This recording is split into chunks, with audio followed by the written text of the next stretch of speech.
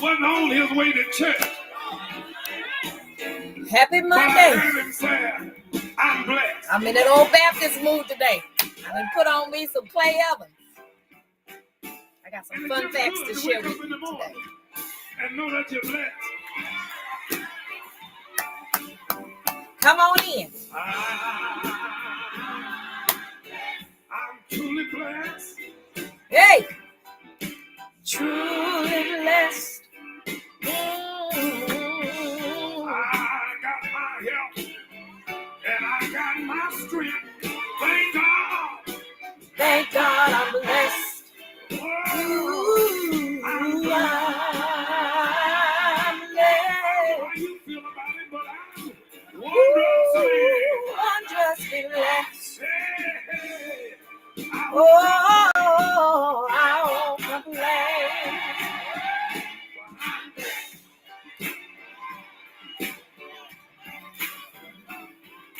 I'm blessed. Look at somebody and tell them I'm truly blessed. Oh, truly blessed. I got legs to walk. Hey. And I got a voice to talk. Thank God. Yeah. I'm blessed. You show today's title, then we're going to get on into it. I'm not just blessed, but I'm wonderfully. Yeah. I won't complain. I won't complain. I'm blessed. I'm blessed. If you wanna see a miracle, All you got to do is just look at me. Hey, I've been what? I've been blessed. What? I've been kept What? by goodness and mercy. Whoa, the victory. Yes, sir. You start to complain. Here's what I want you to do. What? You'll be amazed. Oh, I won't complain. Woo! I'm blessed. All right. I'm about to shout. Ooh, I got to turn it off. Woo, I'm blessed. I'm blessed. It don't take much for me, y'all. Y'all know I love that old music. And so I was sitting there just off of a Zeta meeting. And I was thinking, I said, well, what am I going to talk about tonight? You know, I know you probably think that when I sit down, I'll be done studied for like 3 or 4 weeks. Typically, the Lord will give me something maybe on a Thursday or Friday, and I'll start reading and meditating over the weekend, and then it doesn't really get solidified until Monday. And so I was going to talk about something completely different. And then just right before I got on the Zeta call, I had to make a choice. I got a text message and an email earlier today, and I was just like, you know, what if I get one more lawsuit? I'm gonna scream. And I made a choice. And in that moment, the Lord said, I'm going to teach you how to trust me if it's the last thing I do. Because remember, when I told the Lord yes over a year ago, I didn't know what I was signing up for. I really didn't. You know me, I'm just, the prophets say surrender. The bishop, the pastor, the apostle, whatever, how many titles, they change their titles every week. The people say surrender to God. I surrendered to God in January. I had no idea what I was saying. I was saying yes in my mouth, but I didn't understand the yes that was going to take for my mind. I didn't understand the yes that it was going to take for my heart. Come on, somebody. I didn't understand the yes that it was going to take for my emotional maturity, my spiritual maturity, my psychological stability. I didn't understand the yes that I was saying out of my mouth. But just like he said to Jeremiah, I knew you before you were in your mother's womb. So when the Lord knows our heart, remember, God gives us the desires of our heart. The promises of God are yea and amen. And when those align with the highest good for everybody, meaning you, your family, everything you're attached to, when that aligns with the highest version of who you are, then God has to respond. So I was saying yes out of my mouth, And I didn't think I was going to have to go through any more metamorphosis, because I'm thinking, I done already healed from my trauma. I'm good to go. I'm just going to surrender to this last little piece. This last little piece about to wear me out. And so I got the news, and my first instinct, so I told you I'm not going to sit on the floor and lie to you. The first thing I did was go into panic mode. I went into worrying, and I started thinking about the worst case scenario. If you know any Pisces in your life, this is how we process. Not going to change. The only thing I can do is come back to reality a little quicker. But when we get bad news, or when we get news that takes us out of our elements of joy, out of our elements of woo-woo, out of our fantasy world, and we have to come and deal with stuff, it hits us. We go all the way to the left, and then we have to come all the way back. The difference is how quickly can we get back. So I got the news, I got the email, I went on the website, I'm checking. I said, goddamn. And I saw it, and I said, you know what? I sat there for about 30 minutes, Googling what I'm going to do, looking at the phone, what I'm going to do. But I did not text Burns. I did not text Shannon. I did not text Judy. I did not text Susan. I did not text Natasha. I did not text none of the people who have to get me out of the tree every day. I didn't text none of my people. And the Lord said, do you trust me? And I said, yes, God. I want to trust you. Teach me how to trust you. He said, okay. So if this is a thing, don't you think I can get you out of that? Don't you think that this is a part of my greater plan? Stop questioning it. Even if it's uncomfortable, you have a choice. You can choose to go down the rabbit hole. You can choose to sit here and start frantically fretting about something that you don't know what's going to turn tomorrow, Wednesday, Friday, or you can sit right here and trust. You can sit right here in joy. You can sit right here in contentment. You can sit right here and believe that I'll never leave you and I'll never forsake you. You can sit right here and believe that sometimes you got to stand still and see the salvation of the Lord. You can sit here and you can believe that if I'm for you, my God, today, who can be against you? So in the moment, I'm getting more what I've initially perceived as bad news. And I'm like, you know what? If Brian Carr get up one more Sunday hollering about, and he'll never put more on you than you can bear, I'm going to go to his church and I'm going to drive to his church in Houston on Mesa Road. And while he's singing that song, I'm going to walk up there and slap him and then go sit back down. That's how I was feeling. Yes. I was going to take the prophet, because stop singing, he'll never put more on you, because every day I open up this phone, every day I open up this email, and there's some shit. See, I'm going to tell you the truth. And I immediately reacted in my flesh, and the Spirit of the Lord came and arrested me and said, okay, come on out the rabbit hole. It's 30 minutes. What you going to do today? What are you going to do today? You still got to be served. They filed this in April. You didn't even know this was, I didn't even know this was filed, y'all. They filed this in April. We going into July. I'm trying to tell you, and the Lord said, and I've kept it from you for 3 months. So if I can keep it from you for 3 months, don't you think I have a plan? And so then I felt my blood pressure coming down. And then the Lord was like, right now at 1 o'clock, you got a meeting at 2. What you going to do from 1 to 2? That's going to change the outcome. Nothing. Googling is not going to change the outcome. The only thing it's going to do is give you a stronger mechanism to worry. When you get the Googleization and you're trying to self-diagnose and trying to figure it out, now you've placed yourself in worry when I've protected you from what was filed in April. I said, oh, okay. So I'm calming down. I'm getting myself. And so then I come to the realization, oh, dang it. Ooh, Lord. I don't want to be back in this financial cycle again, but I may have to be, I may have to go through it. And so then I started really looking from a different perspective. The first perspective was, oh my God, what I got to pay now? And when I stopped and came on out the woods, and the Lord said, but now what do you have to pay? What can you remove? since this thing has been filed, you know that a process has to now ensue. Do you fight the process or do you go with the process? And then at the end of the process, you have less on you than you had at the beginning. And I said, you know what, Lord? You know what? I'm excited. And so while it is something that I got to do in court, no, it's not criminal. No, it's not nothing that. It's just, it's civil. My little creditors, came on and sued me. So, I thought I had dodged it. Didn't dodge it. So now I got to deal with that. And so, with everything that I got going on, with everything that's going on in my family, with everything that's going on, I'm still trying to recover from this layoff. It's just a lot, y'all.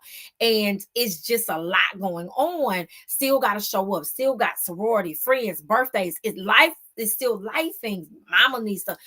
Life is still lifing. And so when I first got the news and I got the notification, I said, I be God.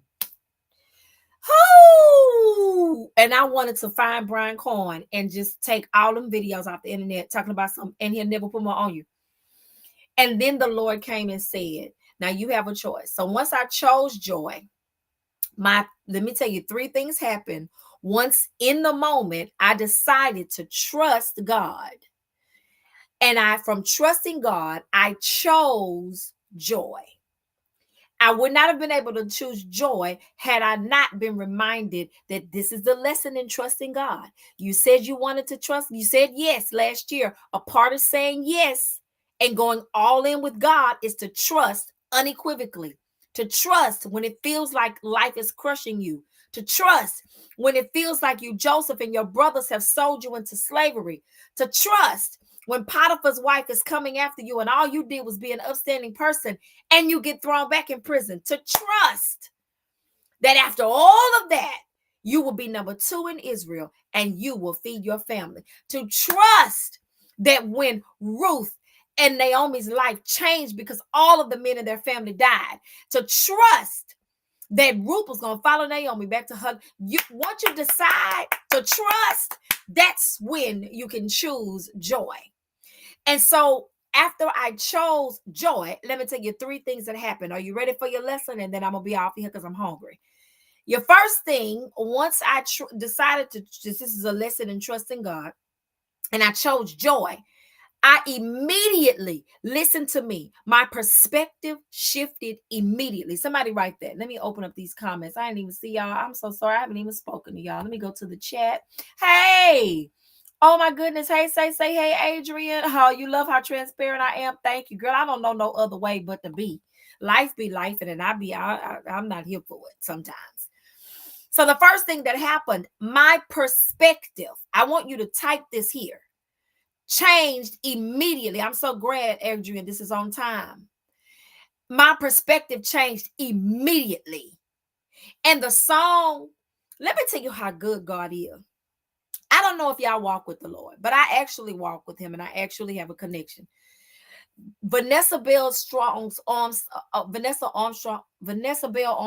Why can't I talk? Her song, Suddenly, and he did it suddenly, has been in my spirit since we got a disappointment last week with my family.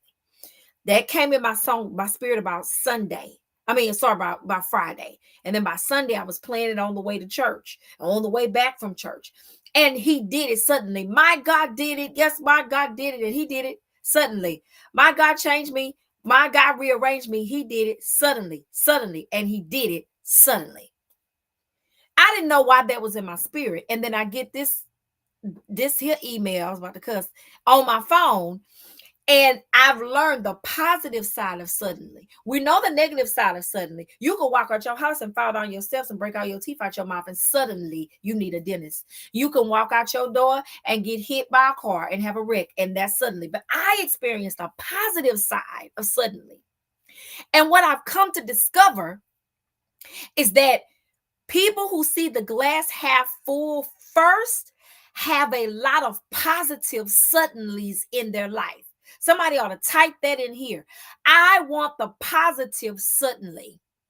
I want the suddenly miracle. I want the suddenly shift. I want the suddenly money. Speaking of money, I have not checked the mail in 3 months.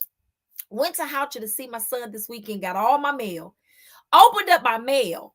Now you would have to know me to know I've really been following Prophet Corn for the last couple of 2 or 3 months, because the way he just affirms, I'm not into the scandal. Men will be men. My father was a pastor. I've seen behind the veil. Trust me, they're men first. So I'm able to separate the two very, very well. And so one of the confirmations that he said, Brian Carr says, money coming to me now. Well, in one of the confessions, the money confession for giving, it says, I call in money in the bank, checks, annuities, stocks, and bonds. It's very, very specific. If you need a positive money affirmation, please go watch one of KCC's services and get to the offering and snapshot that affirmation. If you begin to affirm those things in your life, your giving will increase, and therefore your receivership will increase. So one of the things said check in the mail. It's a check in the mail for $1,100.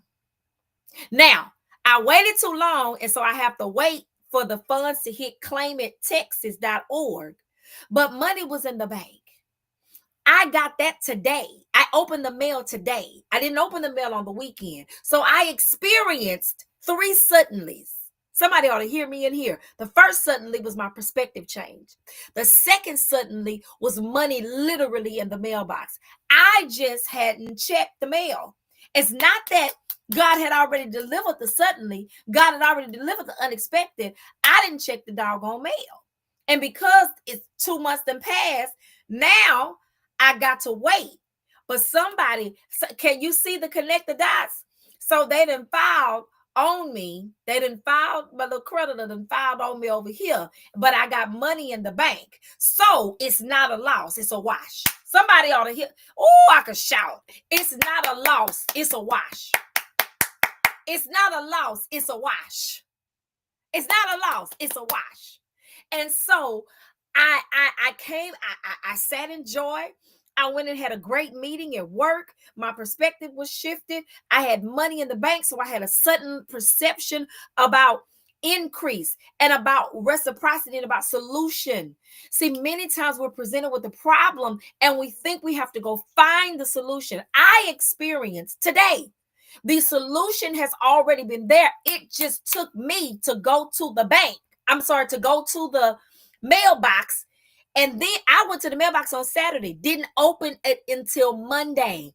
So it's not just accessing it, you got to open it. Y'all gonna make me shout. Oh, Lord, I'm sinking down because I'm trying to hold myself. I'm trying not to come out of a bag. Oh, but I had to do all the steps in order to see that the solution had already been provided in April. The same month they filed the debt. They filed the debt in April. This check been sitting in the mail since April. God had already provided the solution, but I don't check the mail. But it doesn't mean that God hadn't already done the suddenly. Oh, somebody ought to hear me. And y'all don't understand how I'm taking this and applying it to every area, especially the area that's dealing with my grandson and my daughter. I'm choosing to believe that the suddenly is there. Some things just got to fall into place. Oh, God. We got to get some things in front of the judge. We got to get some things over here. And while it seems like we are losing, oh God, I'm about to shout and I feel the tears. While it seems like we are losing, today, my God taught me that just because you haven't experienced it yet, just because you haven't gone to get the mail and opened the mail, doesn't mean that I haven't already provided the suddenly solution. You've just got to do your part. Things have to fall into place before the solution can be recognized. But what I need to do, what you need to do, is go to bed already expecting the suddenly. Oh my God, go through your day already sitting in the suddenly.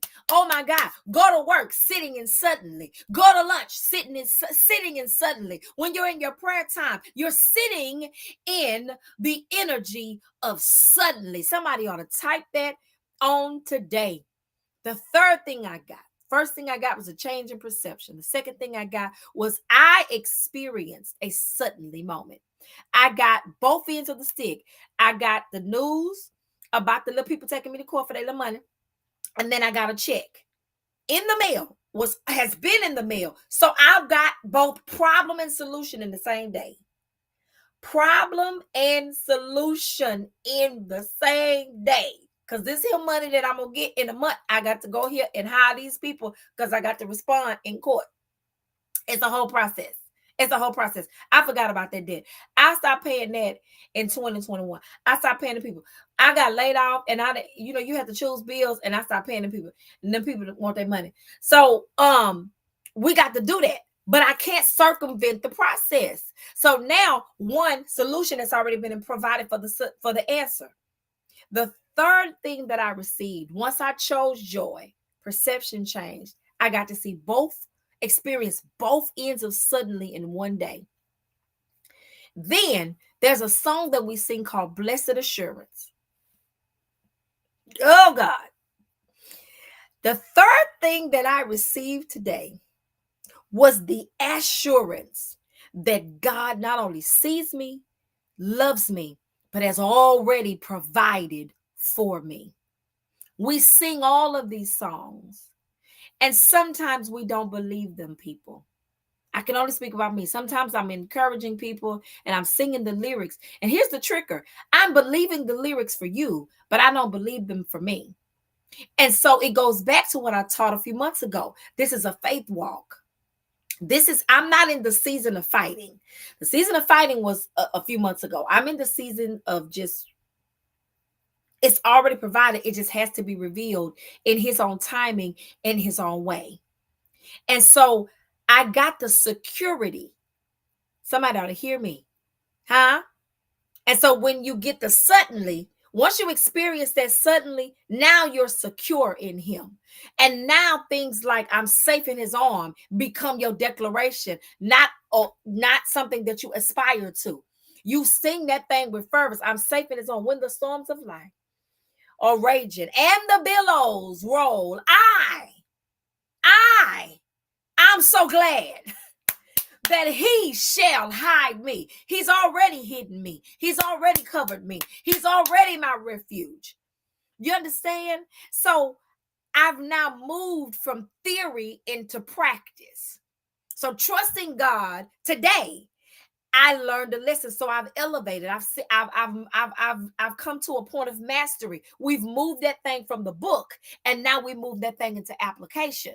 Because I was allowed to experience the suddenly, and now that suddenly has secured me in trusting the Lord. And I'm that much closer to having zero doubt.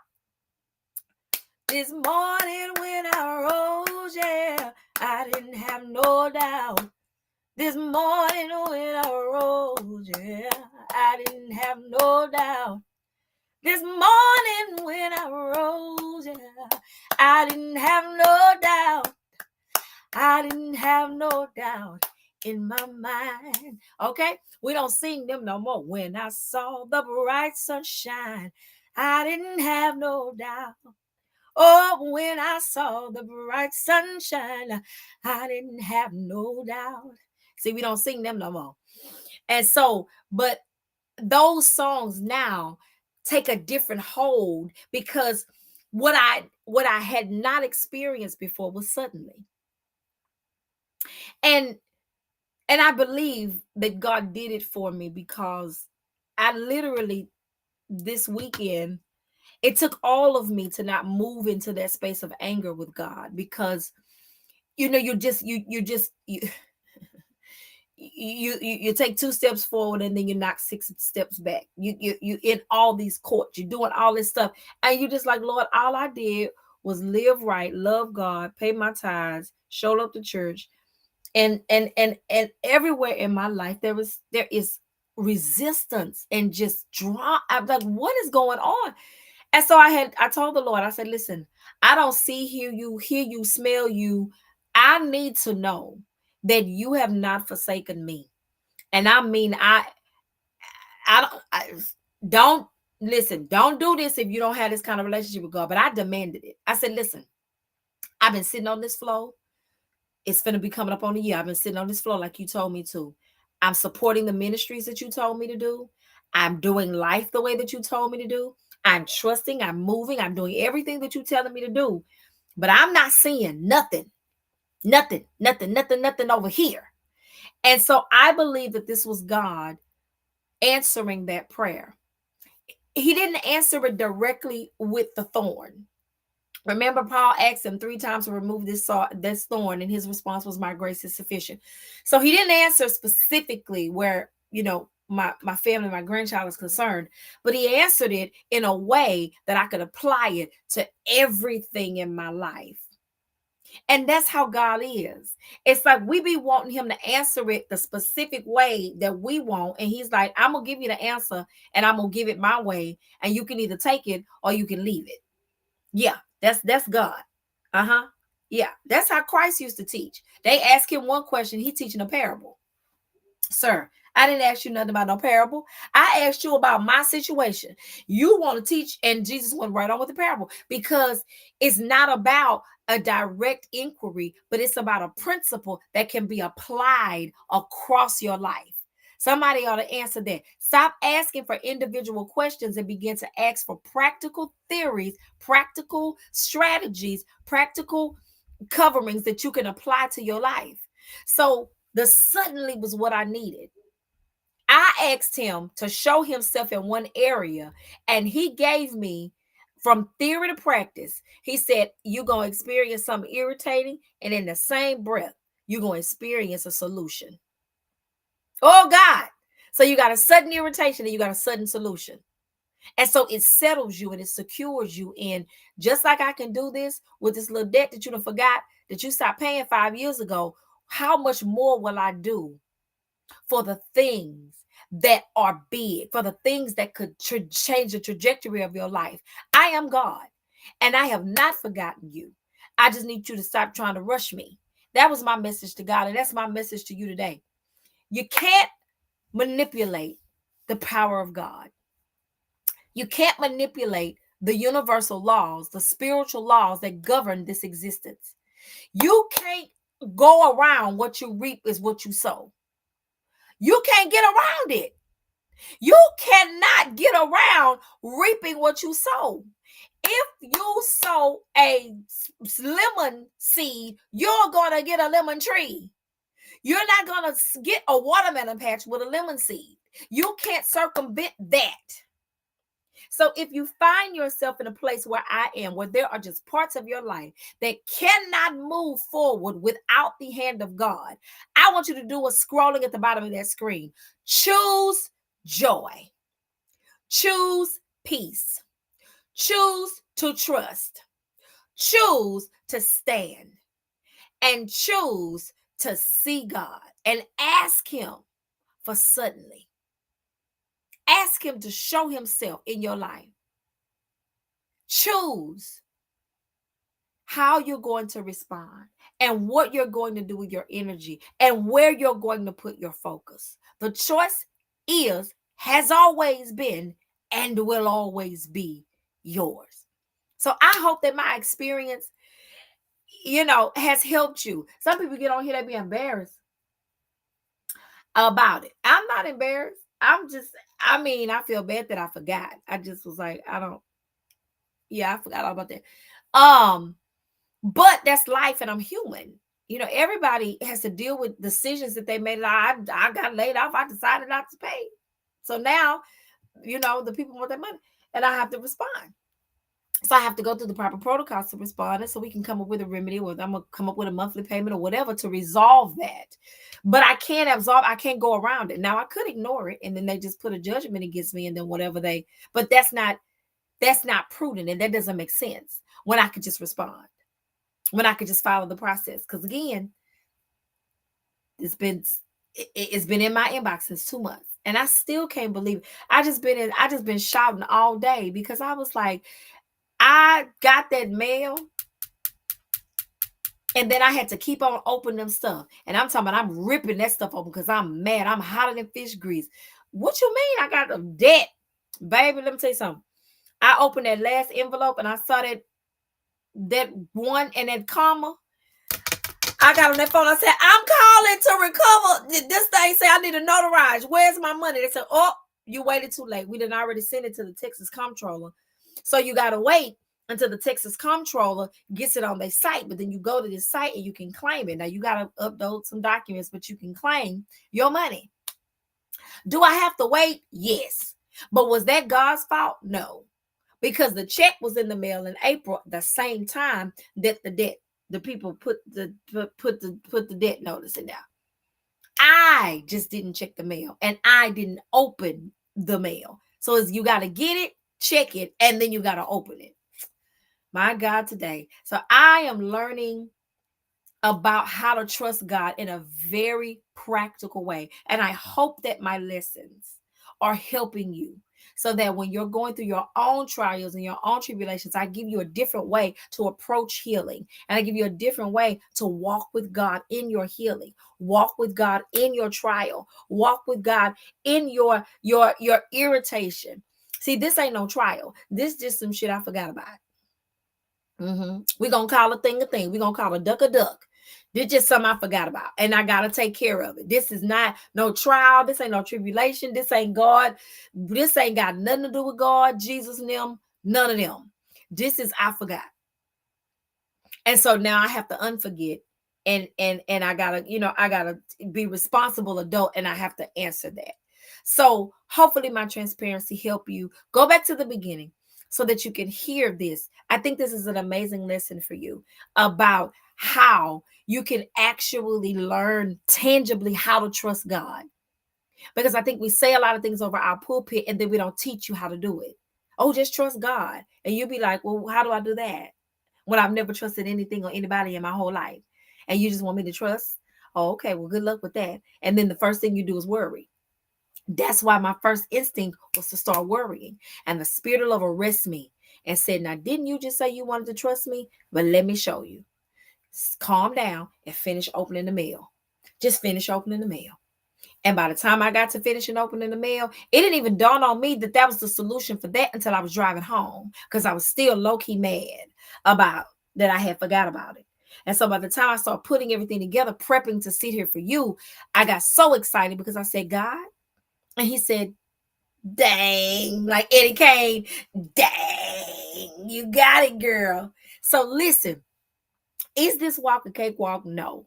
But is it a walk that would definitely enhance your spiritual growth and enhance your spiritual man? Absolutely. Absolutely. Will it bring you closer to God? Absolutely.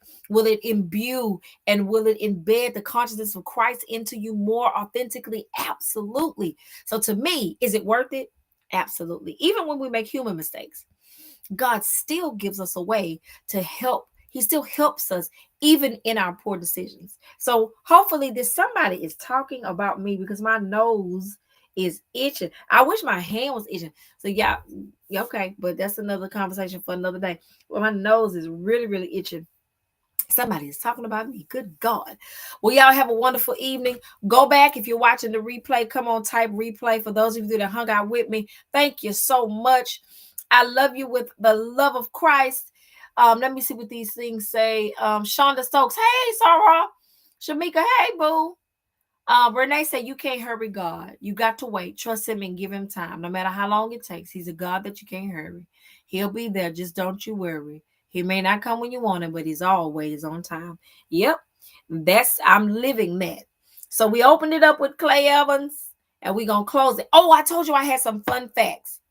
Fun facts about Clay Evans, who is the founder of the Fellowship of the Ship. You know, the one that Anthony Jenkins was over, now it's another one. But Clay Evans, the Clay Evans, do you know that was my mother's pastor when she lived in Chicago? And Clay Evans actually married her and my sister's father. Her father. I can't remember his name. It's escaping me. But what is her daddy's name? I want to say, I don't know why James is coming up. I had an Uncle James. I don't remember my sister's father's name, but her father, when they lived in Chicago. And Clay Evans, my mama said Clay cussed her out, because when he got to them, she was on the third floor, the third or the fourth floor, and he cussed them out because when he got up to that fourth floor, he was so tired from walking up the steps to go marry them. That's a fun fact. So, and my mother used to sing in the choir. So remember when Clay made Luella, his sister, the minister of music, my mother used to sing in the choir under Luella Evans. I'm just saying, my mother, that lady lived a life from marching on Selma with Dr. King to Clay Evans as her pastor when she was growing up, to being one of the first Black people to attend Knoxville College, which doesn't even exist anymore. My mother was definitely a trailblazer, but that's a fun fact.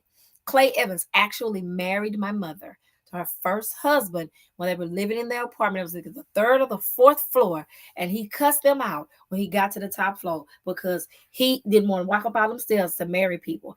But I thought that would make you guys laugh, because that's just a fun fact, because we're playing his music. So we're 5 minutes over the time. I'll see you next week. Same bat station, same bat channel. We all tell whoever it is talking about me to stop because my nose is itching. Love you. I'm blessed. Are you blessed? What do you choose? The choice is yours. I suggest to you that you choose joy and that you choose to trust, even when it looks like you're losing. Love you. Let's go out. Is it playing? There we go. Truly blessed.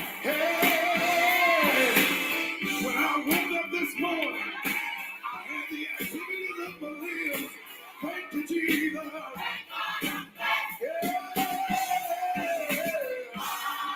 Are you blessed? See y'all next week. Wondrously blessed. Wondrously blessed. I want you to tell somebody this. I want to play. I'll lift. Can I get a witness? Can I get a witness? Listen. Hallelujah. If you want to see a miracle, Oh, just look at me. just look at me. I've been blessed I've been kept. by goodness and mercy. Hey, Do you have the victory? the victory. So before You start. you start to complain, Last reminder. count your blessings. You'll be You'll amazed. be amazed. I won't complain. All right, sis. You are very welcome, Sarah. I'm blessed. I'm blessed. Are you blessed? I'm blessed. I'm blessed. All right, I'm going to eat. See y'all next week. He won't